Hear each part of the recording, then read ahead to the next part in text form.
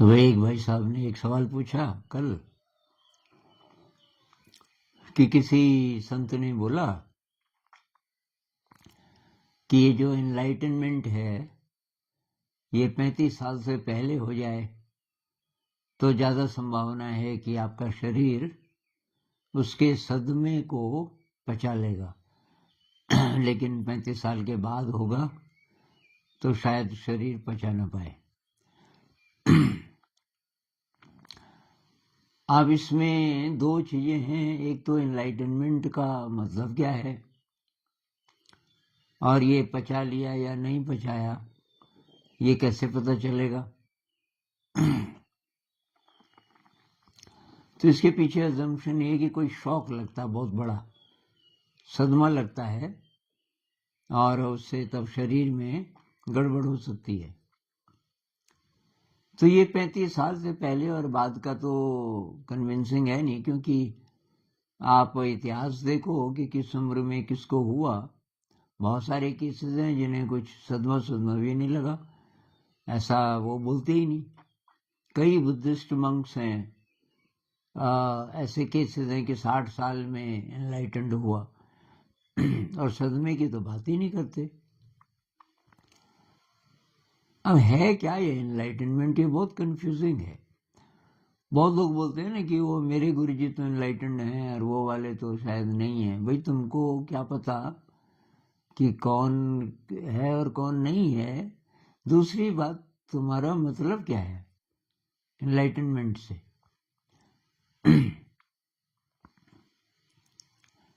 तो भाई मैं तो इसको इस तरह देखता हूं कि आपको थोड़ा सा भी ऐसा अनुभव हो जाए टाइम और स्पेस से परे का, कुछ देर के लिए, या तो आप जैसे मर ही गए एकदम, आप होशो हवाश में हो, लेकिन कुछ पल ऐसे आए, मान लीजिए कि आधा मिनट 1 मिनट का ऐसा एक्सपीरियंस हो गया कि उसके बाद आपको लगा यार जैसे मैं मर गया था। तो ये बुद्धिज्म में इसको निर्वाण कहते हैं, निर्वाण की कोई छोटी सी झलक कह लीजिए। अच्छा, कुछ को ये होता है कि आप अवेयर तो हो लेकिन आपकी मेमोरी खत्म हो गई। अब डॉक्टर के पास जाओगे वो तो बोलेंगे कि ये डिसऑर्डर है, और किसी किसी में हो सकता है डिसऑर्डर भी ऐसा होता हो, लेकिन उसके बाद आप एकदम सही। कुछ पलों के लिए ऐसा हुआ, कुछ मिनट के लिए, कि एक तो मेमोरी गायब हो गई और जो आपकी मैं की जो डेफिनेशन है पुरानी वो सब गायब हो गई। तो भी कह सकते हैं कि भाई कोई झलक मिली, आउट ऑफ बॉडी एक्सपीरियंस हो जाए, आप ठीक ठाक हो, होश में हो, कुछ पलों के लिए आपको लगता है कि मैं किसी और जगह हो के आ गया, कोई और दृश्य था, कोई और जगह थी, और एकदम कन्विंसिंग, 100% कन्विंसिंग, कल्पना जैसा नहीं। तो उसको भी कह सकते हैं कि भाई झलक मिली। अब अगर तो झलक मिली और आपको पता चल गया कि ये जो बाहर बाहर हम अचीव करना चाहते हैं इसमें सार नहीं है, वो जो झलक मिली उसने आपको ये कन्विंस कर दिया कि सार कहीं और है, इस डायरेक्शन में है, समय और स्थान के पार कोई अनुभव का विस्तार है, कोई आकाश है और वो है असली। ऐसा कन्विक्शन हो गया तो फिर और भी चीज़ें होंगी, और चीज़ें होंगी कि आपको खुशी इस चीज़ में नहीं मिलेगी कि मैं अपने लिए कुछ जुटाऊं, उसमें सार नहीं लगेगा। आप किसी दूसरे के दुख दर्द में काम आए, उसके लिए कुछ करें, तो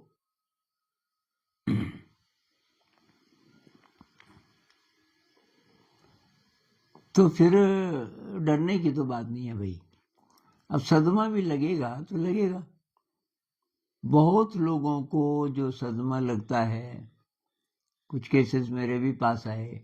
उसका कारण ये था कि उन्होंने कुछ एडवांस्ड एक्सरसाइजेस कर दी, जैसे यहाँ पे ध्यान लगाना, तो ये बहुत एडवांस्ड है, सबको सूट नहीं करता, और उससे तो गड़बड़ हुई, नहीं पचा पाए उस एनर्जी को कि जी झटके लगते हैं बहुत ज़्यादा, और अब ड्राइविंग करना बहुत मुश्किल हो गया अकेले, क्योंकि सड़क पे हो जाएगा तो कुछ कुछ दिन बाद ऐसा हो जाता है। कुछ लोग कहते हैं कि इसी का एक रूप था जो कृष्णमूर्ति जी को होता था, उनको बहुत ज़्यादा दर्द होता था और वो होता ही रहा अंत तक, और उनके स्पाइन में, पीठ में, मतलब जो रीढ़ की हड्डी है उसमें और सिर में बहुत ज़्यादा दर्द, मतलब वो चिल्लाने लग जाते थे, और ज़्यादातर रात को होता था। तो क्या किया जाए? तो भाई मैं तो बोलता हूँ पहले एनलाइटनमेंट वगैरह वगैरह के चक्कर में मत रहो, जिंदगी को कैसे हम अच्छा बनाएं, और उसमें वैराग्य बहुत मदद करता है। वैराग्य का मतलब ये नहीं कि आप छोड़ के चले जाओगे, आपको प्यार नहीं रहेगा अपनी बीवी से, बच्चों से, ऐसा नहीं है। वैराग्य का मतलब है कि आपका वैल्यू सिस्टम थोड़ा बदल जाएगा। ये जो बाहर बाहर की हबड़ दबड़ है कि पैसा ज़्यादा कमाओ, ये करो वो करो, पैसा है तो तब इज्जत कमाओ, मेरा नाम हो, ये ख़त्म हो जाएगा। ये तो अच्छा है, ये ख़त्म हो जाएगा तो ज़िंदगी में आराम आ जाएगा, थोड़ा स्पेस बढ़ेगा, आप क्रिएटिव ज़्यादा हो जाएंगी, प्रेम बढ़ेगा। वैराग्य का मतलब ये नहीं है कि आपका प्रेम ही न रहे, लेकिन वो प्रेम सीमित नहीं रहेगा आप ही के परिवार तक। वो प्रेम कहीं भी एक्सप्रेस फिर हो जाएगा। जैसे कोई गरीब आदमी है, कोई बहुत ज़्यादा प्रॉब्लम में है, और तो आप उसकी भी मदद करना चाहोगे, चाहे उससे कुछ लेना देना नहीं है। ये जो अंदर के गुणों की बात होती है ना, कंपैशन, सेल्फलेस लव, सेवा, ये बढ़ेगा। तो ये तो संत लोग यही बोलते हैं ना, ये आपके अंदर गुण बढ़ेंगे, ये बढ़ेंगे तो इनसे एक अलग प्रकार की खुशी मिलती है जब आप किसी के लिए कुछ अच्छा कर देते हो।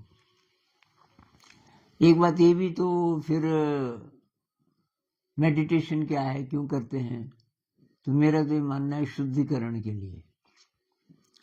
ये जो नेगेटिव इमोशन है जो हम पे हावी रहता है, जितनी मानसिक व्याधियां हैं, डिसऑर्डर हैं, तो प्रॉब्लम है नेगेटिव इमोशन, एंजाइटी, डिप्रेशन, ये जरा ज़्यादा बड़े बड़े हैं लेकिन उदासी, हताशा, निराशा, ये सब भी, और तब इन्हीं से जुड़ी हुई चीज़ें हैं, एक्सपेक्टेशन, अपेक्षा, ये जो सेल्फिश आशा भविष्य की, ये जो हम सोचते रहते हैं ना, अब मैं एग्जाम में पास हो जाऊंगा, मैं बड़ा ऑफिसर बनूंगा, मेरे पास गाड़ी होगी, सेल्फिश। ये नहीं कि मैं समृद्ध हो जाऊंगा तो मैं औरों के लिए कुछ करूंगा। कोई यहाँ तक पहुंच भी गया तो मन में ये रहता है कि तब मेरा नाम होगा, मैं परोपकार करूंगा, उससे नाम होगा। अगर ये भी है तो भी अभी आपको तो असली बात तो पता नहीं चले। तो अच्छा, बहुत लोग इसलिए ध्यान करते हैं कि जिंदगी तो स्ट्रेसफुल है, जो आपका ऑफिस है, जो काम है वैसा है कि स्ट्रेस रहने वाला है, आप उसके साथ डील करने के लिए ध्यान का भी उपयोग कर लेते हैं। तो चलो फिलहाल तो ठीक है, क्योंकि अभी विकल्प नहीं है, लेकिन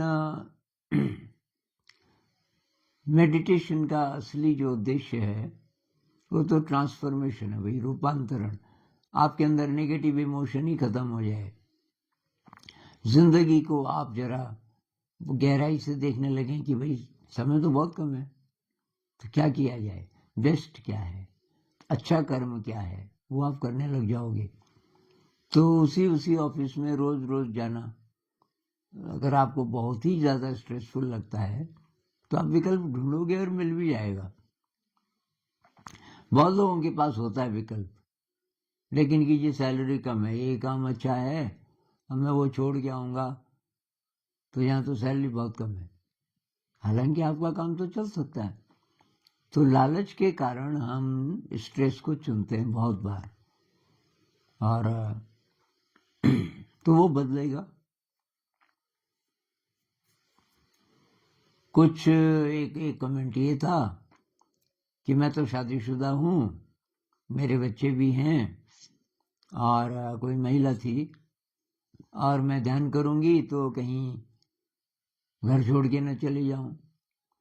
भाई ध्यान ऐसा थोड़ी है कि आपसे वो करवाएगा जो आप नहीं चाहते। ध्यान आपको क्लैरिटी देगा, आपका विवेक बढ़ाएगा, आपकी जो सूक्ष्म शक्तियाँ वो बढ़ेंगी, पर फैसला तो आपका होगा ना। अब घर परिवार के साथ साथ बहुत लोगों ने साधना की है। एक और भाई साहब का था कमेंट, कोई स्टूडेंट है, आपकी पहले तो ये परीक्षा पास करो, पढ़ाई करो, इसमें लगा रहता है इंसान। अब हो गया 23-24-25 साल का, कोई जॉब मिली, फिर शादी होती है, फिर परिवार बसाता है। तो अगर उसका अंदर होगा भी ये जिज्ञासा होगी भी कि मुझे अध्यात्म में जाना है, तो कहता है जरा बच्चे पढ़ लिख जाएं, सेटल हो जाएं, और उम्र चली गई, अब बुढ़ापे में की क्या साधना होगी। तो वही साधना सबसे पहले रखो ना उसको। कुछ भी करते हुए आपको साधना भी करनी है, और ऐसे बहुत सारे केसेस हैं। एक मैंने किसी वीडियो में बताया अभी 1-2 दिन पहले, मेरे बड़े भाई साहब का एक केस ऐसा है। उनको ध्यान का पता चला जब वो 50 साल से ज़्यादा के हो गए थे, और जैसे ही पता चला ये विपस्सना मेडिटेशन, वो कहीं नहीं गए कोई कोर्स करने, कुछ करने, ना किसी को गुरु बनाया, कुछ नहीं। उनको टेक्निक पता चल गई, सांस को ऑब्जर्व करना है, शरीर को ऑब्जर्व करना है, बस। और बहुत एडवांस्ड स्टेज में है अभी वो, और कुछ लोग कहते हैं कि वो तो एनलाइटेंड हो गए। तो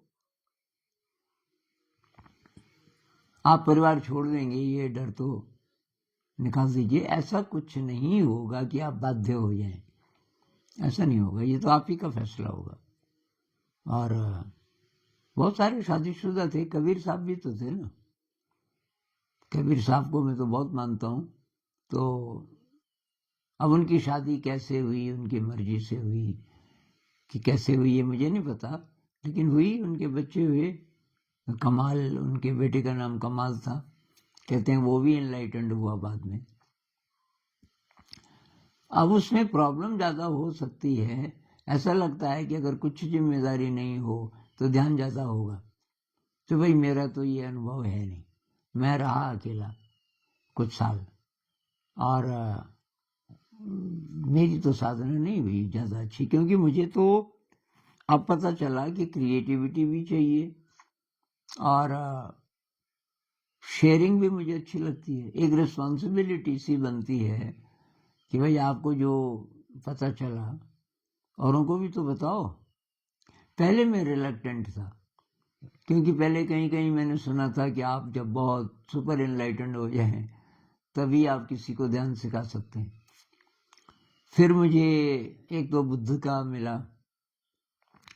बुद्ध कहते हैं कि आपको जितना पता है वो औरों को बताओ, ये इंतजार मत करो कि पहले तो एनलाइटनमेंट होता क्या है पता नहीं, आपकी क्या परिभाषा है, हो सकता है जिंदगी भर ना हो, तो तब आप किसी की मदद नहीं करोगे।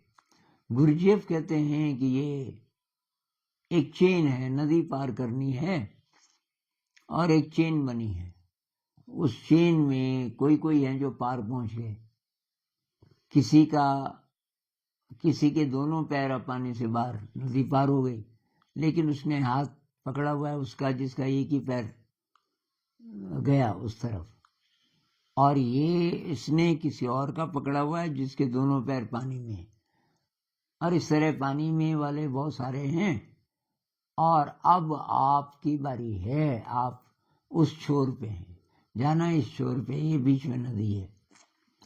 इधर आप आए तो जो आखिरी आदमी जिसने एक पैर रख दिया पानी में, उसने हाथ बढ़ाया हुआ है।